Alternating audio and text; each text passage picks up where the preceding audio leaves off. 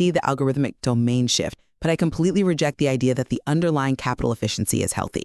Let's step into a cross-examination here, because we need to really pressure test these assumptions. I have a few very specific, hard questions for you, based strictly on the source material. Let's do a rapid-fire cross-examination then. Hit me. First question, how do you justify a 0.54 times price to free cash flow multiple without admitting its transient portfolio runoff? Because the top-line revenue stabilized at $2.4 billion. If it were pure runoff, revenue would be in free fall. It's not. It's stable. Okay, question 2. Asset turnover fell from 1.89 times to 1.54 times, page 15. The company is generating significantly less revenue for every dollar of assets deployed. How is that not structural decay? It's cyclical. Consumer demand pulled back post-pandemic, inflating the asset base relative to sales temporarily. I don't buy that it's temporary. Question 3. Management took on massive debt for the BrandSmart acquisition, pushing the debt-to-equity ratio up to 94%, page 16. How can you call the balance sheet strong with that kind of leverage? Because the cash flow easily services it. They have $222 million in cash on hand to act as a buffer. Question 4. Why are you ignoring the $10.2 million goodwill impairment associated with that BrandSmart acquisition? It shows failed integration economics.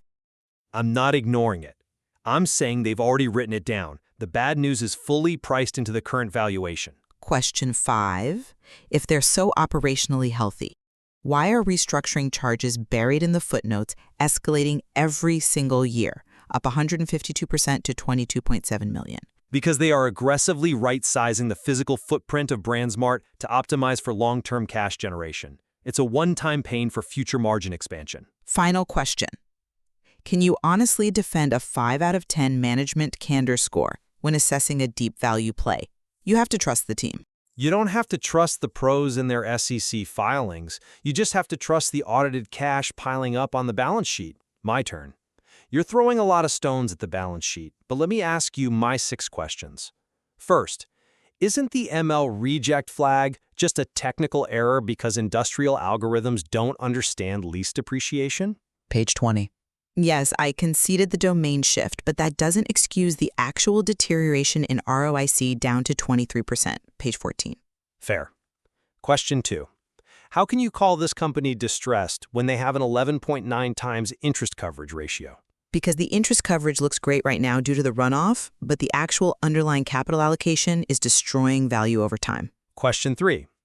They have 0 scheduled debt maturities from 2026 to 2028, page 24. Doesn't a 3-year clear operational runway completely insulate them from current macro interest rate shocks? It delays the shock. It doesn't eliminate it. It's a cliff waiting at the end of the runway.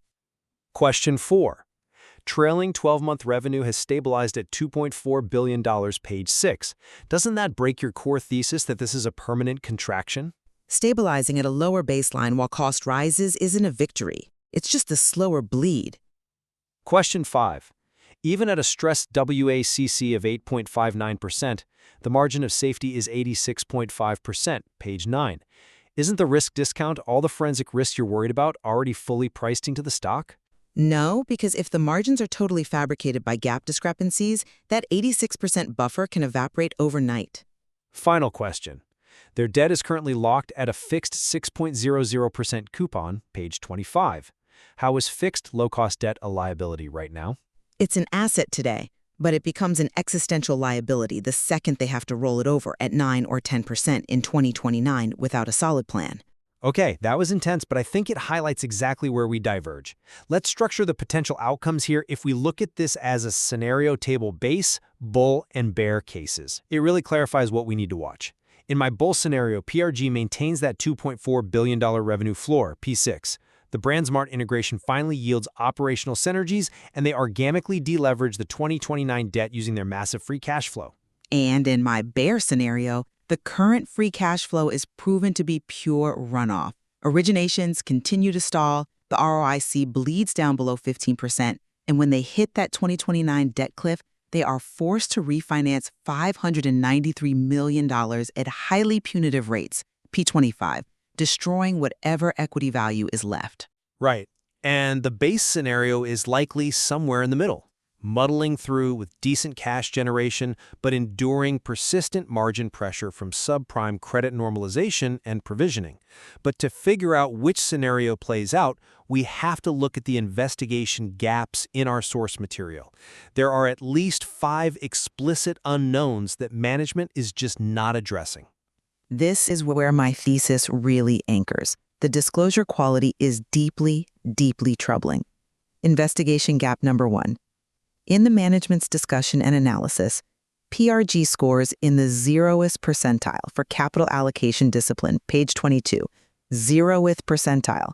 They provide absolutely no framework for how they deploy cash. Gap number 2 is just as bad. They scored in the 0th percentile for revenue durability disclosure, page 22. There is exactly 0 topic weight given to pricing power or lease rate flexibility. We have no idea how much pricing power they actually have over their consumer base if inflation spikes again. Exactly. Gap 3 is the regulatory exposure. For a lease-to-own operator regulated by the CFPB, the Consumer Financial Protection Bureau, regulatory risk is paramount.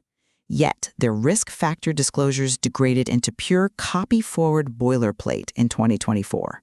The specificity dropped below peer medians to a z-score of -0.19, page 23. Gap 4 is reconciling the true gap versus adjusted operating margins.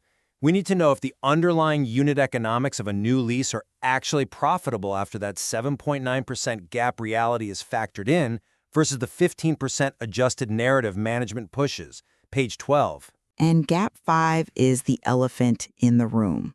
The 2029 debt cliff, page 25. It's a $593 million bullet maturity. It represents 100% of their long-term debt. With their framework provided on how they intend to refinance this, we have to separate the valuation cheapness from the risk discount. You see an 86% margin of safety, page 9. I see a risk discount that is completely justified by a management team flying blind into a brick wall. I see the Strong's version of your argument. I really do.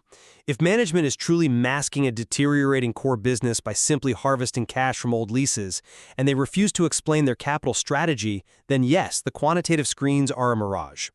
But to change my mind, I would need to see 3 specific falsifiable triggers. What are they? First, I would need to see the portfolio runoff actively accelerate without any new originations replacing them over the next 2 quarters. Second, the CFPB would have to drop a tangible, heavy regulatory fine that alters their business model, not just boilerplate risk. And third, I need to see them actively burn this accumulated cash to fund another bad acquisition instead of organically deleveraging. If those happen, I can see the value trap. What would change your mind? Fair enough. To flip to your bullish side, I need 3 things as well. First, management must explicitly guide the market on their 2029 refinancing strategy. No more 0 percentile candor. Second, those restructuring charges buried in the footnotes need to drop to absolute 0 for 2 consecutive quarters to prove the BrandSmart integration is actually done. And third, I need to see ROIC organically stabilize and hold above 25% without adjusting away the lease depreciation, page 14.